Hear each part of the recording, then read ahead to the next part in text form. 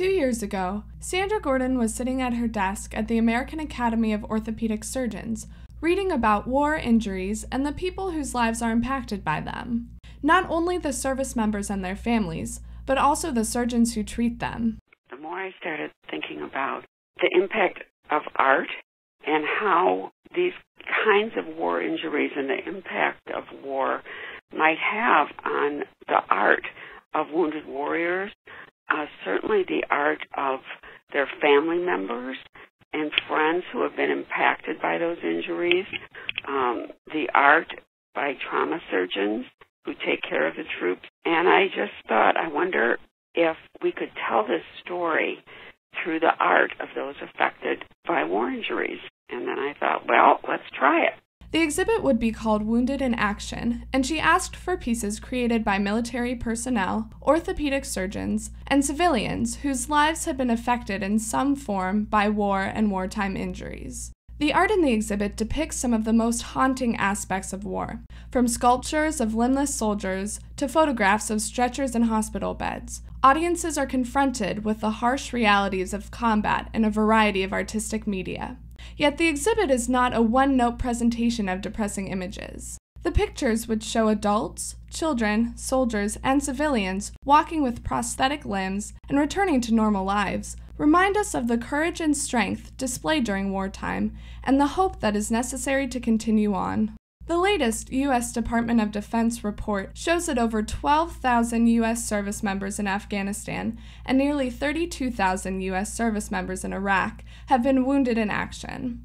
According to the American Academy of Orthopedic Surgeons, about 70% of all wartime injuries sustained are musculoskeletal injuries, and 55% of wartime injuries affect the extremities. Dr. Dale C. Smith, professor and chairman of the Department of Medical History at the Uniformed Services University of Health Sciences in Bethesda, Maryland, explains the reason for this.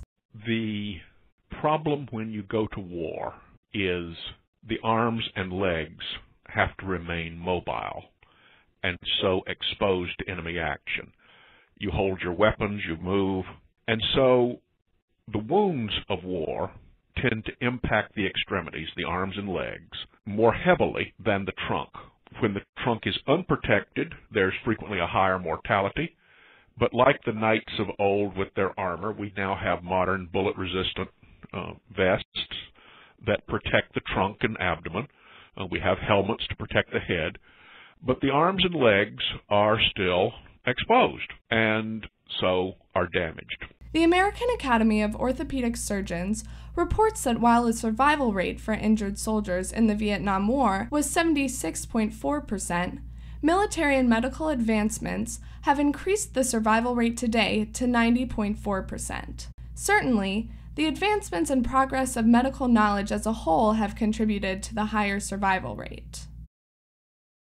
But Dr. S. Terry Canale, who treated those who had been injured during the Vietnam War and currently serves as the chairman of the Department of Orthopedic Surgery at the University of Tennessee Campbell Clinic, explains that it is not only how we have learned to treat orthopedic injuries, but also a better understanding about what exactly those injuries consist of that has helped the field progress. Well, I think better care in the field on an emergency basis has been the predominant thing, and the other thing is probably the type of injuries we're getting are limb threatening and limb loss, but maybe not necessarily life threatening. Dr. Smith echoes these statements and continues to explain that the high number of extremity injuries throughout historical conflicts has had great effect in teaching surgeons about handling infections and amputations. Since Vietnam, the development of robotics has allowed dramatic increases in the effectiveness of artificial limbs, and the rehabilitation work from orthopedics and the connecting up of the nerves, the muscles, and the bones to these computer-driven limbs has been the great advance of this most recent war. In addition, Dr. Smith notes that the development of robotics has led to an improvement in prostheses. But over the last 10 years, we've improved the prosthesis, we've improved the connections, and we've taught a lot more people about it because we've had to use them on a lot more people. As Sandra Gordon mentions, these orthopedic developments have deeply affected the hundreds of thousands of wounded veterans. Smith says the advancements that have been made in the field of military orthopedics and the development of prostheses have allowed soldiers to return to their lives. The development of prosthesis that can move and function are allowing soldiers to return to duty. They're allowing rehabilitation into jobs that are much more meaningful, so that the veterans of this war have, as a result of improved robotic prostheses, many, many more valuable roles in society, both back in the military and in civil life, than wounded veterans in the past. Christine Markham, the mother of a soldier who was injured while serving in Afghanistan and a featured artist in the Wounded in Action art exhibit, says, "He is back to his life. He has a very functioning prosthetic for his right leg. He's a below-the-knee amputee.